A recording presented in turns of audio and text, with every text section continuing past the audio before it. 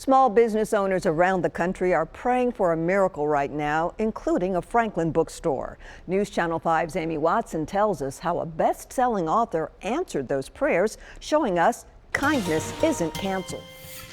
Imagine a writer finding a story in a bookstore. Happily Ever After meets sales expectations. About 85% of our business is tourism. You know, Franklin is booming as far as tourism. Joel and Carol Tomlin have owned Landmark Booksellers on Main Street in historic Franklin for 15 years. About 8.5 out of 10 people that walk through our door were not from here. But when New York Times best-selling author Karen Kingsbury visited and then wrote a book called The Bridge based on them, this holiday season, then a Hallmark movie, their sales grew and their star power soared. Joel and Carol have seamlessly, beautifully stepped into the roles of those characters. In many ways, they've been living a life that is, real life meets fiction for, the last 6 years. They'll come in and they'll want our autograph. They'll want us to and sign our the book. picture, which, Yes.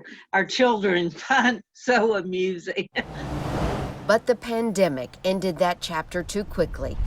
We went from doing, doing the business we were doing to doing nothing, overnight, literally. And Kingsbury worried the Tomlins were in trouble. Carol said they'd been on their knees trying to figure, what are we going to do? This iconic store. So I thought, I'm going to help. I got to step in. So last week, in a Facebook Live, Someone Like You comes out May 5th. Karen asked her readers to pre-order her newest book from Landmark. I just said, hey, we need your help, and people jumped. You could find a less expensive copy on Amazon or some of these other competitors, but people wanted to keep Landmark open. And then it's almost like, a miracle.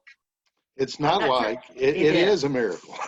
They had $50,000 in pre-orders in 24 hours. Every time an email would come in, it would ding.